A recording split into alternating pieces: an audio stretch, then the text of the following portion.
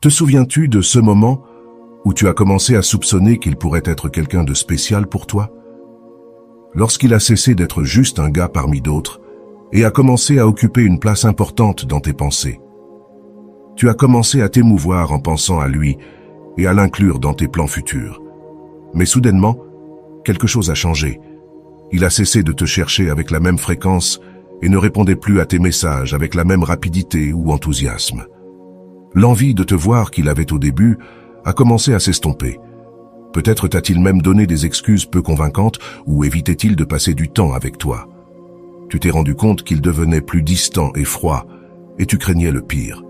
Ce n'était pas un éloignement progressif, mais il a tout simplement disparu sans prévenir. Alors, la grande question se pose, que s'est-il passé? Que peux-tu faire à ce sujet? Aujourd'hui, je vais te dire exactement quoi dire et faire lorsqu'un homme s'éloigne. La plupart des conseils romantiques que tu trouves ici et là semblent bons, mais souvent ne fonctionnent pas. Cependant, ici tu trouveras de véritables solutions. Lorsqu'un homme s'éloigne, il y a une action simple mais percutante que tu peux réaliser pour ne pas faire d'erreur. D'abord, identifions ce que tu dois éviter de faire, qui curieusement est ce que la plupart des femmes tendent à faire dans ces situations. Comment réagit généralement une personne insécure? En général, elle commet l'une de ces trois principales erreurs. 1. Provoquer de la compassion. 2. Réprimander et blâmer. 3. Faire du chantage, exercer des pressions ou insulter. Commençons par la première. Provoquer de la compassion. Nous vivons dans une culture où certains comportements sont inacceptables à moins qu'ils ne soient justifiés par l'amour. Au nom de l'amour, il nous est permis de perdre notre dignité, de nous humilier et de nous traîner. Te souviens-tu du film License to Kill? Eh bien, on t'a fait croire que le véritable amour te donne une licence pour te traîner. Sans toi, je ne sais pas ce que je vais faire. Si tu me quittes, je vais me détruire. J'ai besoin de toi plus que de l'air, s'il te plaît. Reste avec moi un jour de plus, juste un de plus. Le résultat de ces actions est un désastre. Plus tu essaies de susciter de la pitié, plus il s'éloigne. S'il est une bonne personne, il pourrait rester un peu plus par pitié. Cependant, chaque moment qu'il passe avec toi par compassion est comme une dose de poison dans la relation. La pitié tue l'attraction. Lorsqu'il sera enfin libéré de cette obligation, il gardera un souvenir si négatif de l'expérience qu'il préférera éviter de penser à toi. Donc, naturellement, il essaiera de ne pas le faire. La deuxième tactique, essayer de le faire se sentir coupable, ne fonctionne pas non plus. Je comprends que soudainement, il cesse de te prêter l'attention que tu estimes méritée, et tu te sens blessé, méprisé, offensé, en colère. Il t'a blessé, et tu veux qu'il reçoive ce qu'il mérite, un bon sermon pour lui faire comprendre à quel point il s'est mal comporté. Pour calmer ta colère, tu espères qu'il admettra son erreur, qu'il se repentira, et s'excusera sincèrement pour que tu puisses lui pardonner et continuer ensemble.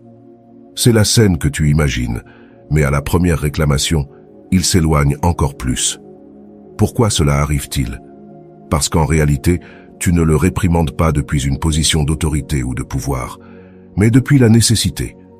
Tu comprends ce que je veux dire? Tu le critiques, mais tu en as besoin. Tu te montres défiant, mais ce n'est qu'une façade. Tu prétends être forte, mais au fond, tu as besoin qu'il cède. Qui crois-tu être pour me traiter ainsi? Pourquoi n'as-tu pas répondu à mes messages? J'espère que tu as une bonne raison. Ça te semble bien de disparaître sans rien dire. Aux raisons qu'il avait déjà pour s'éloigner de toi, maintenant s'ajoutent d'autres. Oh là là, quelle personne compliquée. Elle sera toujours aussi jalouse. On se connaît à peine et elle est déjà aussi possessive et insécure. Si avec si peu de temps de relation elle est déjà si contrôlante, que ne fera-t-elle pas dans quelques années? Et si cela ne fonctionne pas, on recourt à la culpabilité. À cause de toi, je vais rater l'examen.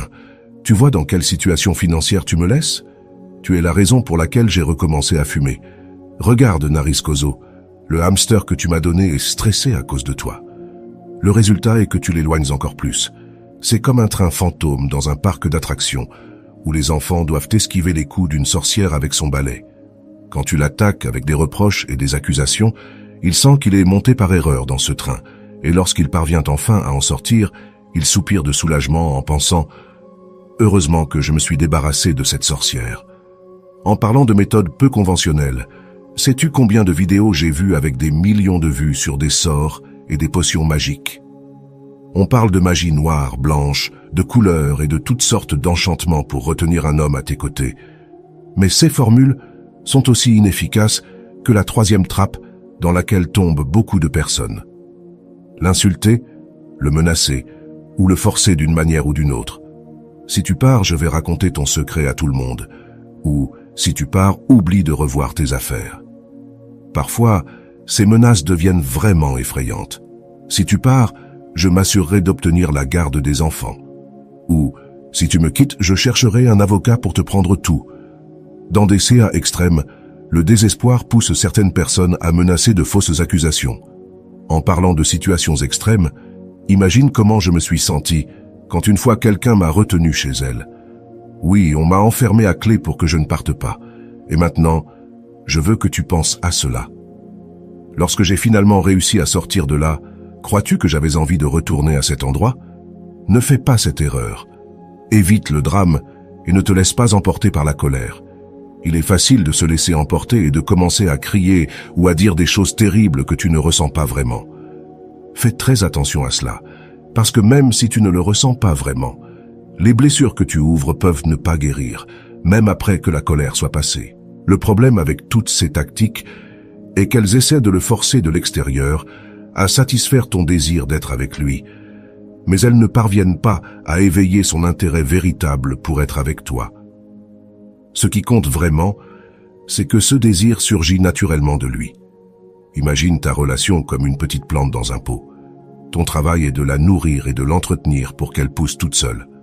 Cependant, lorsque tu recours à la compassion, à la culpabilité, à ses peurs ou à toute émotion qui n'est pas son propre désir, c'est comme si tu forçais la plante à pousser en tirant dessus. Et certaines personnes, en voyant que la plante semble pousser un peu plus en tirant dessus, croient à tort qu'elles aident, mais en réalité, elles la blessent. Observe également que toutes ces stratégies naissent de la nécessité. Comme je te le dis toujours, la nécessité éloigne.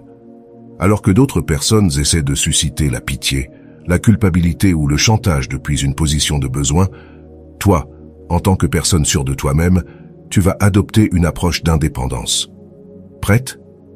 Je vais te montrer comment parler à cet homme qui s'éloigne de toi et le surprendre complètement. Dis-lui simplement, je veux être honnête avec toi. Tu es une personne merveilleuse avec beaucoup à offrir, et j'aimerais continuer à explorer et à connaître ses qualités. Mais depuis quelque temps, je te sens différent.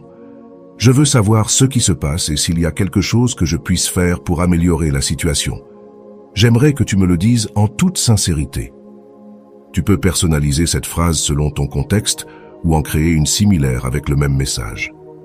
Après cela, éloigne-toi et concentre-toi sur toi-même et sur ta vie, car en faisant cela, tu auras déjà rempli ta part et ce sera à lui de faire le prochain pas. Et sais-tu pourquoi cette façon d'agir est si efficace? Parce que tu envoies tous les bons signaux sur toi. Pour commencer, au lieu de commencer par des accusations ou des critiques, tu choisis de donner le bénéfice du doute. Tu peux avoir tes propres suppositions, mais tu lui donneras toujours le privilège du doute et le traiteras comme s'il était innocent jusqu'à preuve du contraire. Cela fait qu'il ne se sent pas attaqué et, en même temps, montre que tu es une personne intègre qui attend la même chose des autres. En supposant son innocence, tu communiques que tu es une personne qui se valorise et qui s'entoure de personnes avec de grandes valeurs. De cette manière, tu établis des attentes élevées pour ton partenaire, des attentes qu'il se sentira motivé à remplir. De plus, en mentionnant que tu souhaites continuer à le connaître, tu réalises deux choses. Premièrement, il comprendra que tu ne te précipites pas ni ne cherches à le piéger. Deuxièmement, tu le fais se sentir spécial et apprécié. Et sais-tu ce que nous faisons lorsque quelqu'un nous fait nous sentir aussi bien? Nous voulons passer plus de temps avec cette personne. D'autre part, il verra que tu n'as pas peur d'être honnête et d'exprimer tes sentiments. Tu seras la personne sûre de toi qui ne cache pas sa vulnérabilité, éliminant la nécessité de jouer à des jeux mentaux. Tu vois, tu désarmes toutes les barrières, évitant les conflits d'ego et l'encourageant à faire de même par ton exemple. Enfin, tu lui montres que tu es une personne qui cherche des solutions au lieu de se concentrer sur les problèmes, qui préfère construire plutôt que dramatiser. Te rends-tu compte à quel point il est difficile de trouver quelqu'un comme ça? Parce que tu essaies de comprendre, de découvrir et de grandir. Pourquoi? Pour t'améliorer. Au lieu de blâmer les autres ou de te poser en victime, tu assumes ta responsabilité et ton désir de continuer à grandir en tant que véritable gagnante. Tu es quelqu'un qu'il n'a pas rencontré même dans ses rêves les plus fous. Permets-moi de le souligner une fois de plus. Ce type d'approche n'a de sens que si ensuite tu lui donnes de l'espace et te concentres sur toi-même, tes objectifs, tes intérêts, ton attractivité et sur la connaissance d'autres personnes. En d'autres termes, utilise ce temps pour évoluer. Crois-moi, pour un homme, il n'y a rien de plus excitant que de retrouver une femme et de voir qu'elle a changé pour le mieux. C'est comme de la dynamite, car les hommes réagissent très bien à l'absence et à la nouveauté. Et avec toi, il expérimentera les deux choses. Avec tes mots, tu as déjà éveillé l'intérêt dans la relation. Maintenant, il est temps de lui donner de l'espace. Que gagnes-tu en le laissant tranquille et en continuant ta vie? Facile, non? C'est tout ce que tu as à dire et à faire. Maintenant, imagine être à sa place et t'éloigner d'une personne qui te valorise, mais qui n'a pas besoin de toi, qui essaie de te comprendre au lieu de te juger et qui continue de s'améliorer constamment. Il est beaucoup plus difficile de s'éloigner de quelqu'un comme ça que d'une personne possessive et contrôlante qui cherche toujours des conflits.